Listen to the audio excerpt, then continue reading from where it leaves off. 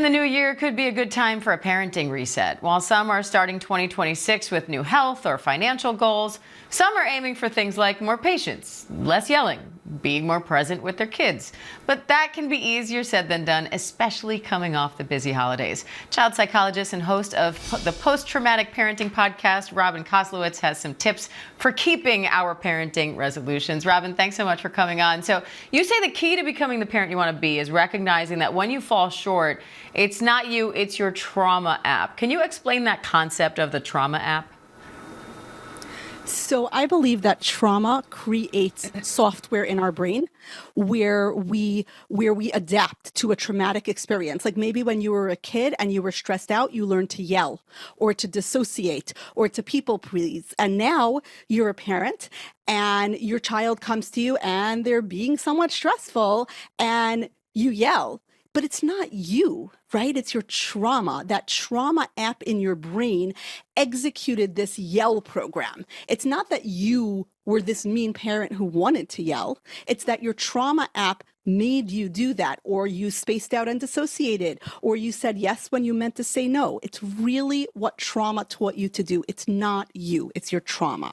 Okay, so how do you identify the things that trigger that trauma response and then use what you call the 3B reset to address that?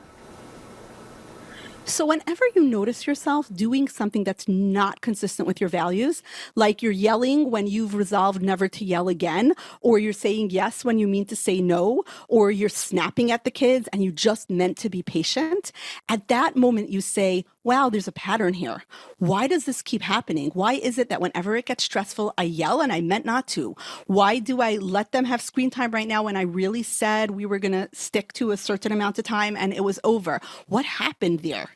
And then what we do, the 3B reset, is just we get back in our body.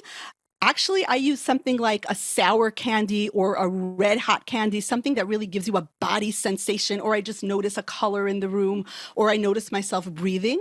And then I breathe. Just take that moment to take a breath, right? Nothing's going to happen if I give myself that one extra moment. And then I bridge. I say, thank you, trauma app. You're telling me to yell right now, but I've got this. I'm a grown-up now. Appreciate your input, but I'm not going to yell. I'm going to sing my instructions instead. I'm going to say, kids, I notice we're all getting a little stressed. Let's all take a breath. And then I'm going to parent in accordance with my values, not with what my programming is telling me to do. So what do you say to parents who are watching right now and thinking, I didn't have a traumatic childhood, so this doesn't apply to me? So I define trauma as any experience too big for your brain to metabolize, right? There is, famous, really bad things that can happen to us in childhood. But then there are the more subtle things, like growing up in a home with a lot of criticism, growing up neurodiverse in a world that expects neurotypicality, being bullied or socially isolated or, treated like the odd girl out. There are a lot of ways that we can be damaged by our childhood that don't make their way onto like the headlines of losing a parent or having a parent be incarcerated or growing up in poverty, that can still really leave its impact on us. So the question isn't what happened to you, it's how did it land? Like if you're yelling, where did you learn to yell? If you're criticizing a lot, where did you learn to do that? Chances are you learned to do that in a traumatic moment for you. So it's not your damage. It's not you. This is your trauma. So stop blaming yourself and beating up on yourself, and instead just say, that happened. Now I'm going to reprogram this app. Robyn Koslowitz, we appreciate your time today. That trauma app, going to keep that in mind. Thank you. Thanks for having me.